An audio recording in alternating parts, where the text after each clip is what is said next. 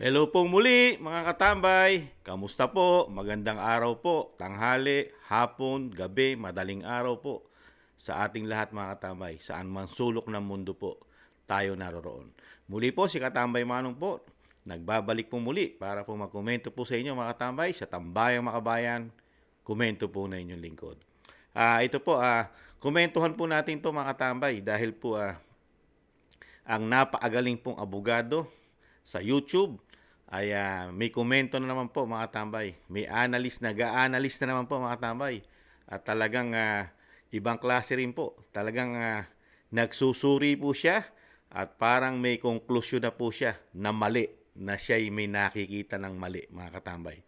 Sa kabila ng ang investigasyon po ay nasa institusyon po ng Kamara at hindi po sa husgado.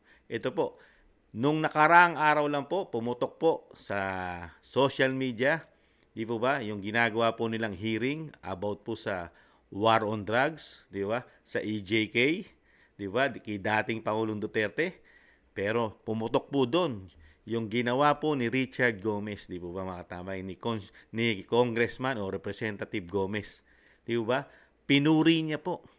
Pinuri niya ang war on drugs ng dating Pangulong Duterte. Dahil po, napakalaki pong impact sa kanyang probinsya o sa kanyang syudad sa Ormoc. Di po ba? Napakarami pong, napakagaganda raw pong nangyari ng war on drugs sa kanyang syudad, mga katambay. Pero ngayon po, iba na po. Mismo, yung isang drug lord, yung kanilang tumatayo po doon na witness, mga katambay, isang drug lord, nakulong na, convicted mga katambay, at may mga kaso pang pagpatay.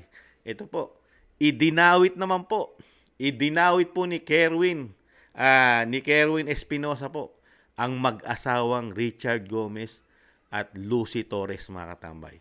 Painggan po natin ang isang abogado kung paano niya po ito komentuhan, at komentuhan po natin ang abogadong ito kung paano po niya ilaglag at talagang parang hinuhusgahan na po ang Gomez at ang Torres na mag-asawa. Pakinggan po natin mga katambay.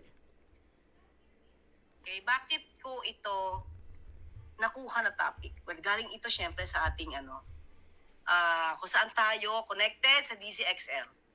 Ito, hindi ko alam kung napanood nyo na ito mga clear, talagang dito si Kerwin Espinosa tinuro na si Richard Gomez. Diba? Mukhang hindi. Anyway, kahit naman yung diba? Yung unang hearing, yung hearing na si Kerwin, hindi believe si Richard Gomez kay Kerwin Espinosa. Sabi pa nga, diba? Sinabi pa ni Kerwin Espinosa, itong si Richard Gomez gustong ipaturo ni Colonel Espinido. Pero sinabi niya, hindi eh. Kaya hindi yung totoo. Diba? Nakaligtas pa siya. Nakaligtas pa siya, si Mami Coron. Mukhang si Atty. Claire tiwalang-tiwala po kay Kerwin Espinosa mga katambay. Yung mga sinasabi po ni Kerwin sa institusyon po ng Kamara, sa Kongreso, lahat po sabihin ng isang drug lord at isang mamamatay tao ay credible na po dito sa abogado. Abogado po ito Yung hearing po sa Kamara, pinaniniwala niya na po, credible na po. At talagang paniwalang-paniwala po siya kay Kerwin Espinosa kaysa kay Richard Gomez, mga tambay. Unbelievable. Isang abogado. Talagang, tiwalang-tiwala siya sa ginagawang hearing sa Kamara, legislative, mga katambay, hindi korte. Ganito po ba ngayon ang ating mga abogado sa ating bansa, mga katambay? Hearing sa Kamara, hindi sa korte, pero pinaniniwalaan mo na meron ng involvement ang isang sinasabing idinadawit. Ganun po ba, attorney?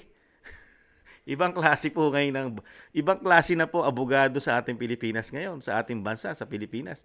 Ibang klase na po mga abogado. Nakikinig na lang po ng hearing sa Kamara, saka po magdidesisyon na doon sa hearing ng Kamara, mga katamay. Unbelievable. Painggan pa natin. Hong Kong din. Salamat. Ay, nandito si Racket. Racket Hindi yata kita nabati kanina, Racket. MID ko.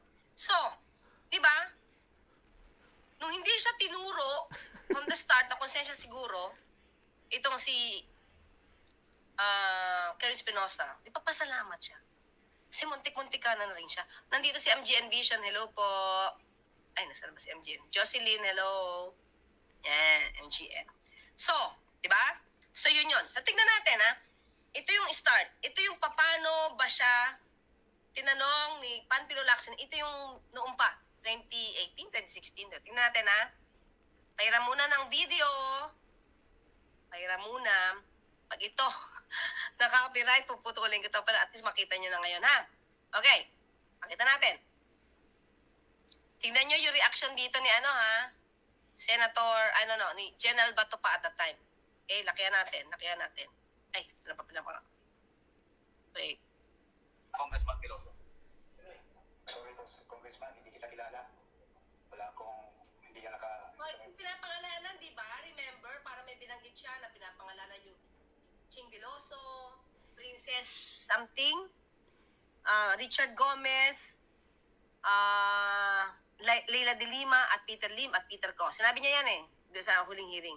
So ngayon, tinatanong na siya ni Panfilo Lacson. Malamang ito talaga yung totoo. At mga kaklit, tignan nyo yung itsura ni ni General Bato at that time. Yan daw. Paano siya mag-react? Wala kaming transaction ni Congressman. Okay, let's do that lang. Governor, Di ba? Parang mabigat ang dibdib. Kasi, Biruin nyo, isang abogado, mga tambay. Nagbibigay na po siya ng hatol sa itsura pa lang ng tao, mga tambay. Hindi po sa mga ebidensya. Ibang klaseng abogado ito. Kaya po, kinumentuhan ko po, mga tambay. Ganito na po ba talagang style po ng abogado sa ating bansa? Tinitingnan na lang po itsura ng tao at ang style, hahatulan mo na. At ito'y may kasalanan, guilty na. Ganun po ba, Attorney Claire? At sangkot na agad ng Gomez. At sinasabi nyo, pati ang Lucy Torres, mga katambay, sangkot na rin sa droga. Nakakatuwa lang po, nakakatuwang nakakaasar. Abogado ito, hindi po pangkaraniwang tao ito. Nag-aral po ito ng batas. Pero ang ipakikita lang po sa vlog niya sa atin, yung itsura, kung ano itsura ng tao na napapanood niya. Di ba? Pinanunood niya kung ano ang itsura ni General Bato, mga tamay, saka ni Kerwin Espinosa noong mga time na yon. Tapos doon na siya maghahatol na talagang may posibilidad daw na may involvement ang mga Gomez. Mga tamay, anong klaseng... kung totoo na gustong idawit si Ching Veloso, hindi na, malinis daw according to Kerwin Dominic Petilla. Petilia, okay? Wala akong transaction sa kanila. Vice Governor Carlo Loreto. Vice Governor Leyte. Wala, sir. Wala akong transaction. Nako, tignan niyo si General Bato at that time. Tignan niyo, ha. Mga bangalan to, ha. Baka nga nasa PRRD list to, drugs list, Kaya lang, nilinis ni Kerwin. Di na, ha. Okay, ayan, ha. Di na mo? Antimano, nag-conclude na siya, si attorney, na nilinis daw. Nilinis na ni Kerwin yung mga tao, pati si General Bato, nung time na yon na general pa. Ibang klase ito si attorney, no? Talagang binagbibintangan niya na agad na may kasalanan na agad yung mga nakapaligid doon sa hearing na yon. At talagang pinatutukuyan niya agad si General Bato noong mga time na yon. At itong si Gomez, okay itong abogado na ito, mga katambay, napakahusay po ito. Marami pong maipapanalong kaso ito. Itong Attorney Claire. Kasi titingnan niya lang yung karakas ng tao Alam niya na Alam niya na may kasalanan. Titingnan lang niya. Pagmamasdan lang ni attorney yung itsura ng kanyang kliyente o yung sinasabing kalaban niya sa hukuman, sa korte. Titingnan lang niya. Sigurado na, panalo na. Ibang klaseng abogado ito, mga katambay. Nagtatanong lang inyong katambay. Abogado? Pagkit yan. Transaction sa kanila. Yung Vice Ano, ha? Mayor ng Baybaybeto, Mike Sarit. Ay, ako. Napabuntong hininga. Kita nyo? Pati buntong hininga, mga katambay. Pati buntong hininga. May kahulugan po kay attorney. Pambihira to si attorney. Hindi na po ebidensya ang kinakalap. Mga tama, hininga na lang, hininga. Hininga pa lang, may hatol na siya sa hininga. Ulitin natin ng konti yan, ha? Ang ganda ng reaction dito ni ano eh. Bakit ka na pa magbubuntong hininga, ha? Binabanggit Pati tayo sa mga buntong pangalanan, hininga. General Bato, ha? Mike Sari. Kilala ko yung tao na yan, pero walang kami. Ha? Wala akong transaction sa kanila. Yung vice mayor ng Baybay Beto, Mike Sari. Kilala ko yung tao na yan, pero walang kami transaction. Fiscal Onyate. Wala, sir. Tikimbagang. Tama? Tiimbagang si General, ano, ha? Bato. Richard Gomez. O yun, Richard Gomez. Nadinig nyo? So, ibig sabihin, nasa listahan na to.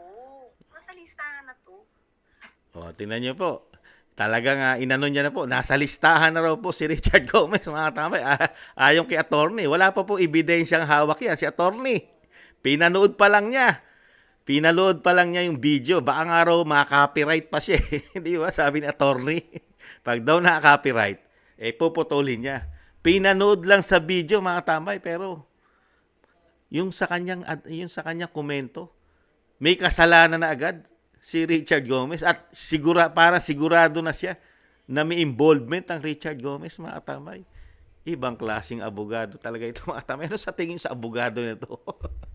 Meron po yata ito third eye. Saka yung sinasabing may mga palipad hangin ba yun, mga katamay? May mga espiritu yata ito. Pasalamat siya. Kinili siya ni Kerwin. Hindi kaya ako barilin yan. Okay.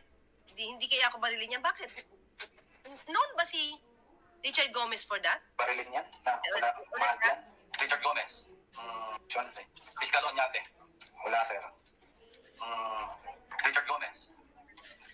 Hindi kaya ako barilin yan? Na wala mahal yan? Wala yung kalaman. Attorney Ungap. Banggitin ito na. O, tingnan niyo po, sabi, walang kaalam-alam. Walang kaalam-alam daw si Gomez, si Richard Gomez, sabi nung ni Kerwin, mga tambay. Biruin niyo po yun. Tapos pagdating kay attorney, titingnan lang itsura, pati paghihigab.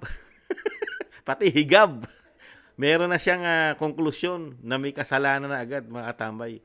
Hindi man lang tayo nilabasan ni attorney ng matibay na ebidensya na hawak niya yung dokumento na magpapatunay yung involvement ni General Bato sa ni Richard Gomez. At isinasama pa rito, mga katambay, si Torres, yung asawa ni Richard.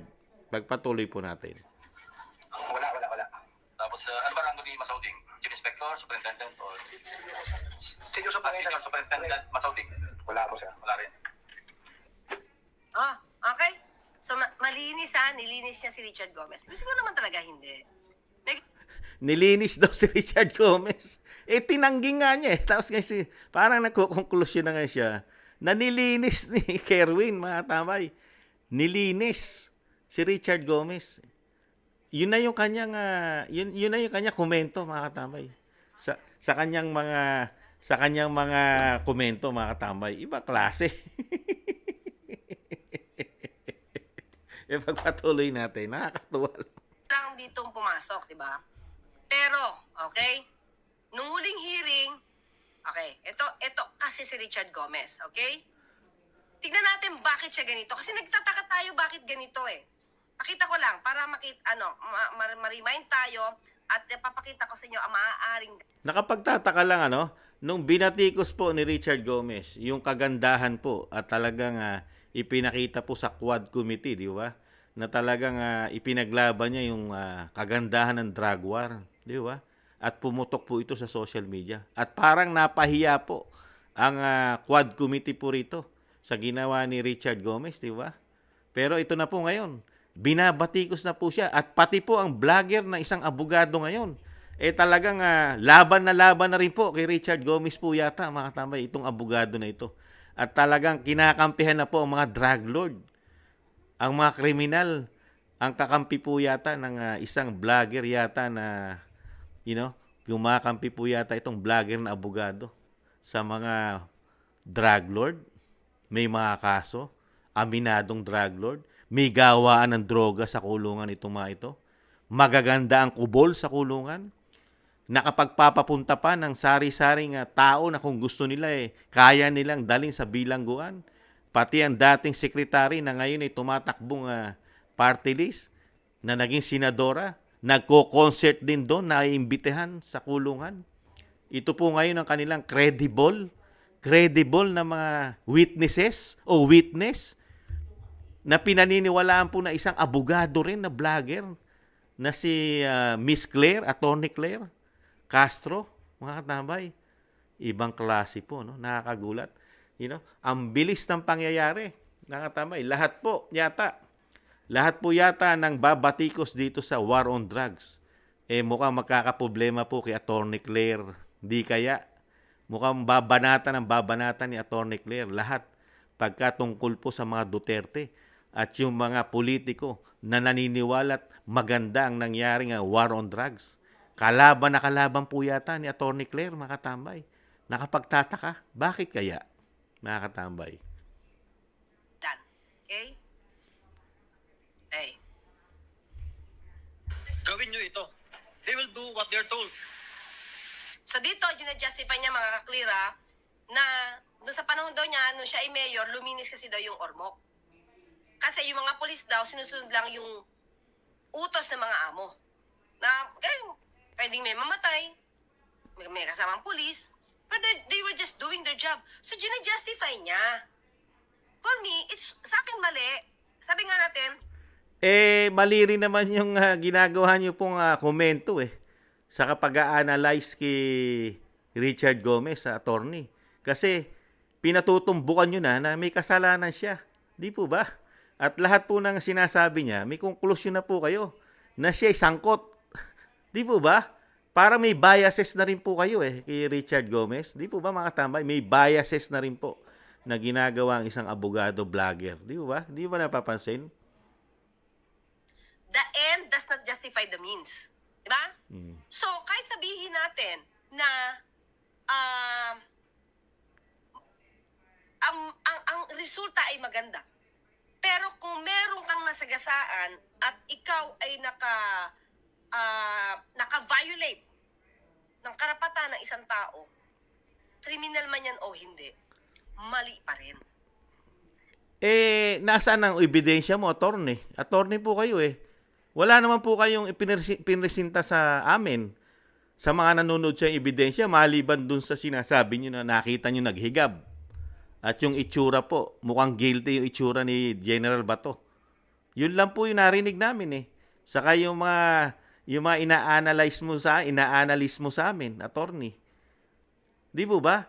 Wala po kayong hawak na ebidensya na makapagtuturo po talaga na sinasabi nyo totoo na talagang si Richard Gomez ay meron pong kasalanang ginawa, nilabag na batas. Di ba? Dahil abogado kayo, batas. Di ba? Tingnan nyo nga po si Vice President Sara Duterte. Nung sinabi niya po sa mga Pilipino, sa amin, nung sinabi niya na merong ginagawang extraordinary ang dalawang tao sa Kamara, si Saldico, saka si Speaker Romualdez, may hawak siyang papel, may dokumento siyang hawak na dinagdagan yung kanyang proposal budget nung siya ay sekretary ng DepEd. Ilang bilyon. May papel siyang hawak. Pero kayo, pinagbibintangan nyo na si Richard Gomez, pero wala naman po kayong hawak na papel. Maliban lang po doon sa paghihigab. Di po ba mga katambay? Ipagpatuloy po natin.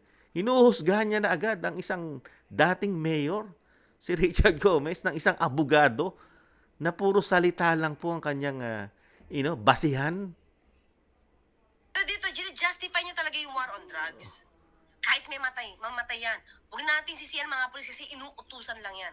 So, sino sisisiyan natin? Okay, gumagawa yung pulis ng trabaho nila, tapos may... Pinasasama mo lang, attorney Yung magandang nangyari sa Ormoc, pinasasama mo. Mga attorney, wala nga mga kaso si Richard Gomez. Tayong nababalitaan na isang damukal na kaso na mga nagkaso sa kanya nung siya'y mayor about sa war on drugs. Bilang siya'y mayor, di ba nalinis nga yung kanya syudad? Hindi po ba kayo masaya doon, attorney, na yung syudad na dating mayor siya noon, Richard Gomez, tumino? Malaki ang naging kawalan o sinasabing tumigil ng mga kababayan ni Richard Gomez na tumatangkilik sa droga. Parang hindi po yata kayo masaya na ang droga po inalilinis sa Pilipinas, lalo po sa Ormoc. Bakit kaya, attorney? Dahil ba doon sa sinabi ni Congressman Barbers na may sangkot ng mga abogado, may sangkot ng mga judge, may mga huwes sa droga? Di po ba yan yung sinabi ni Barbers nung panahon ni dating Pangulong Duterte na pinupuri po niya ang war on drugs?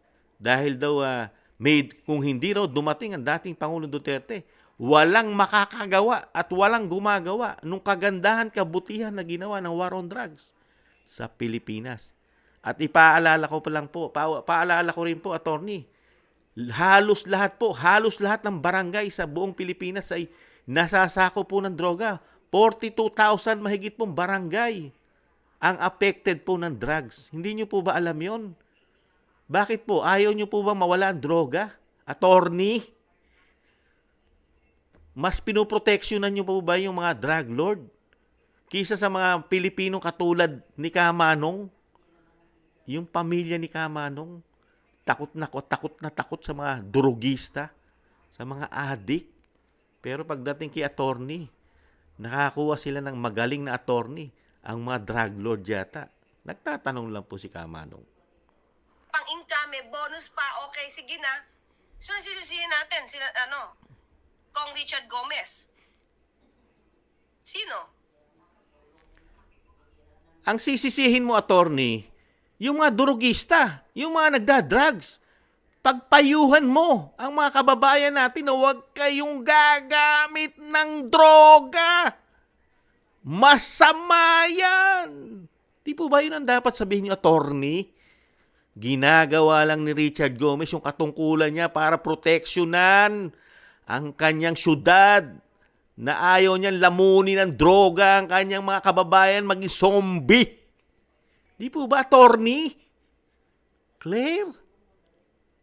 Ano po ba gusto nyo? Maging zombie na ang nasasakupan ni Richard Gomez at mag-ano lang po, sitting pretty na lang po hanggang dumadami po ang mga drug addict sa lugar niya? Hindi po ba dapat pagsabihan nyo, attorney, ang mga gumagamit ng droga?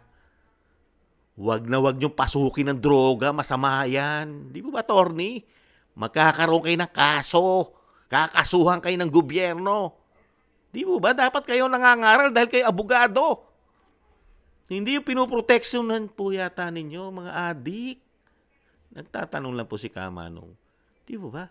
Tapos sasabihin nyo may namamatay. May pinapatay. Kung wala pong nagdodroga, walang mamamatay. Di po ba? At pati mga pulis, sangkot nga. Di po ba? Sangkot nga ang mga pulis, mga huwes, mga abogado. Nasasangkot sa droga, mga matataas na tungkulin natin sa gobyerno. Di po ba? Nakakalungkot lang, isang abogado, imbis na magpayo ka ng naaayon sa batas dahil illegal ang ginagawa ng mga pumapasok sa droga. Tapos yung nanunungkulan na isang mayor, yung pampasasamain mo na nalinis niya ang droga sa kanyang siyudad o city. Ibang klase ito. Mataas, yung nag-utos.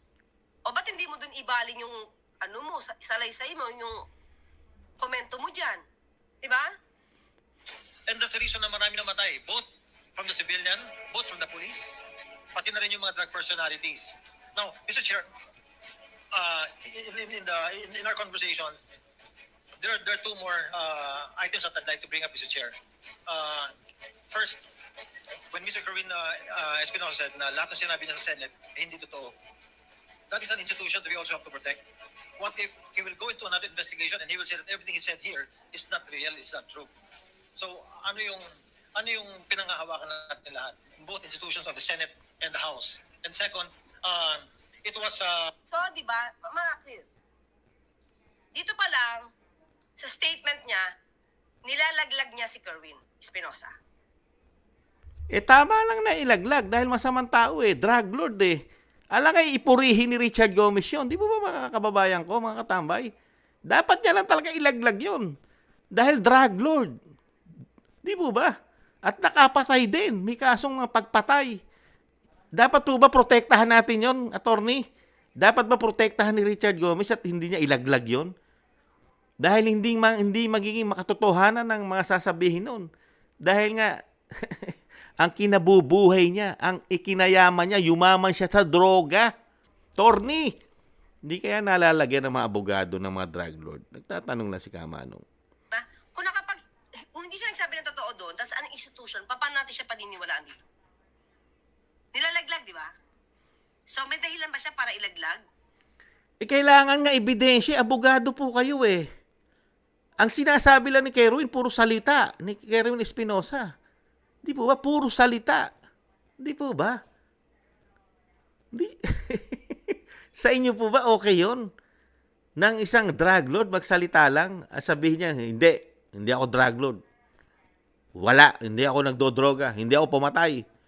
Paniniwalaan na po ba natin yun? Di po ba may malawak na investigation dyan, attorney? Alam niyo po yun. Iimbestigahan pa yan.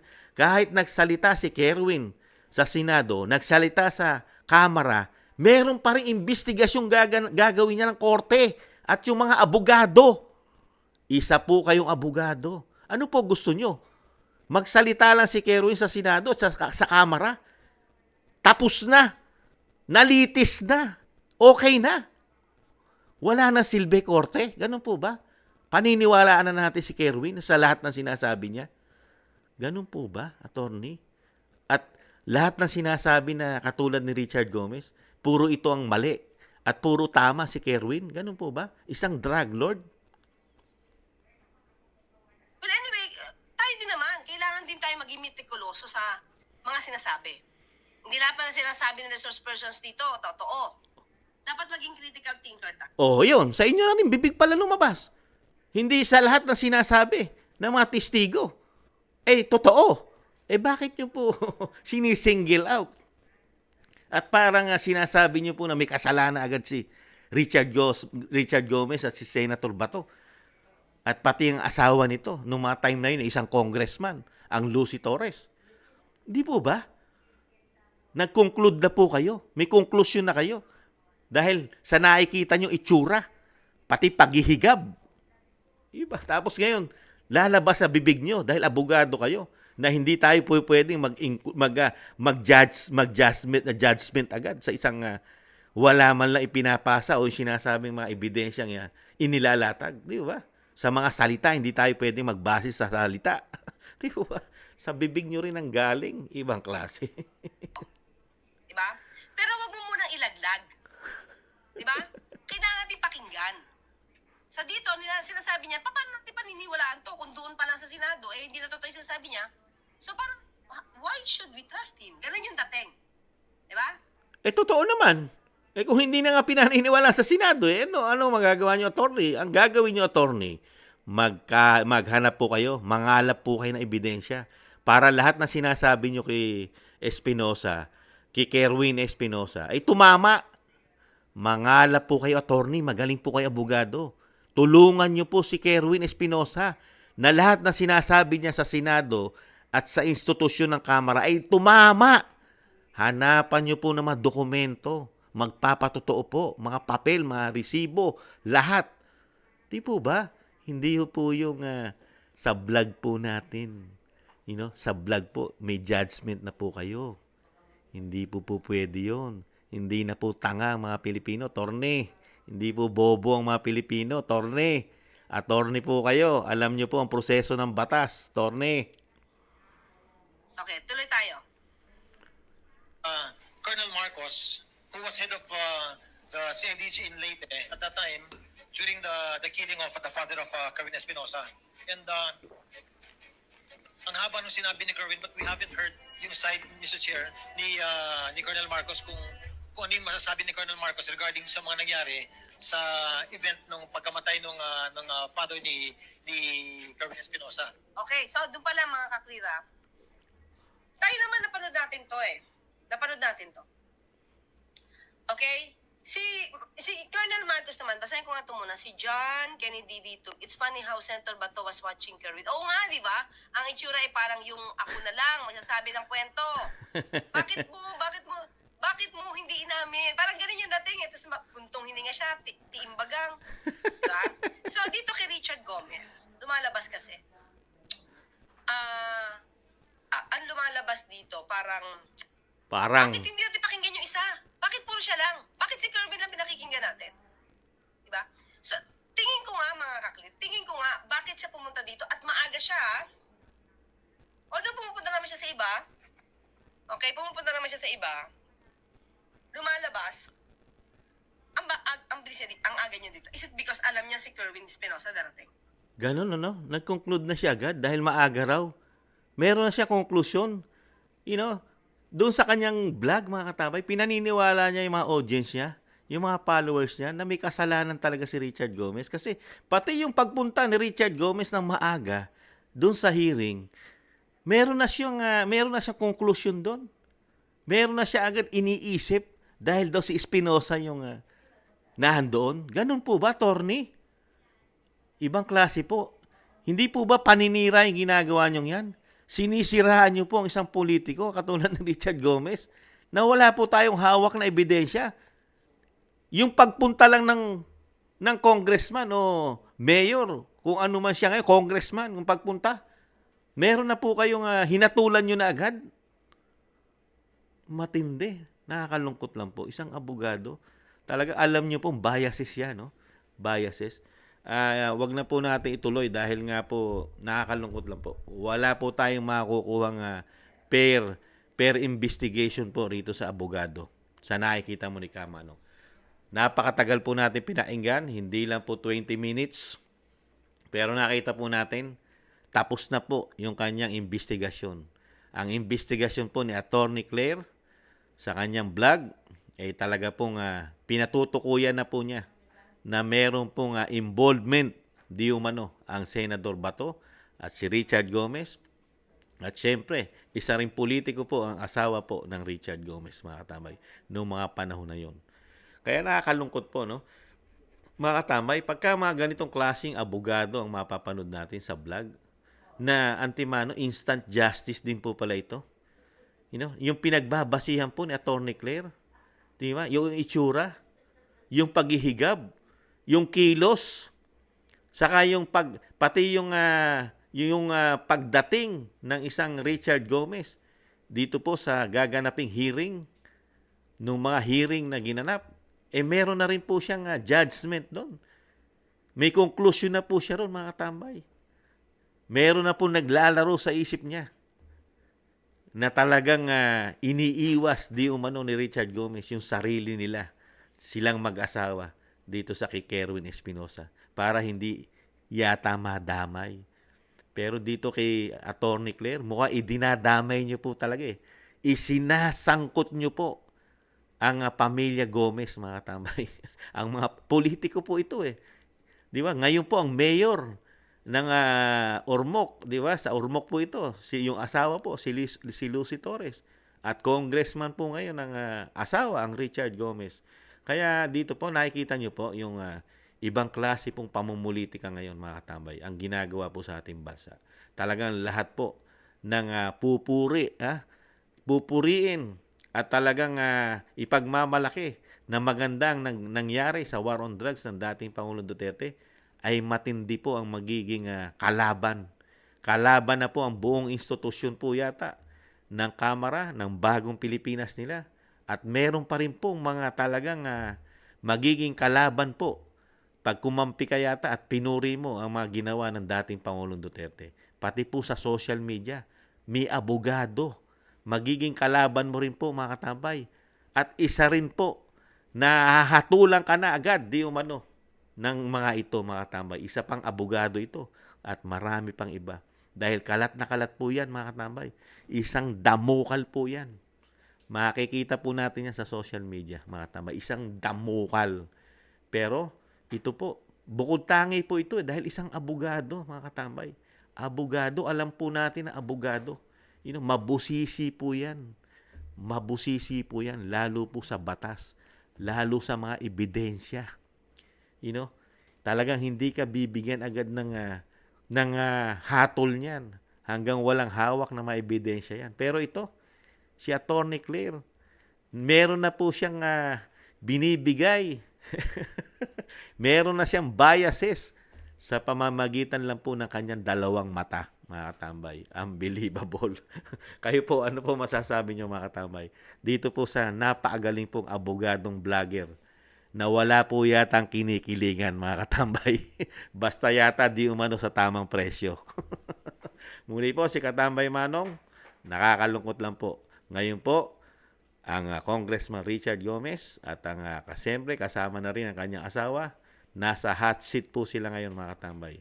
Lalong-lalo na dito kay Attorney Claire mga katambay, Castro.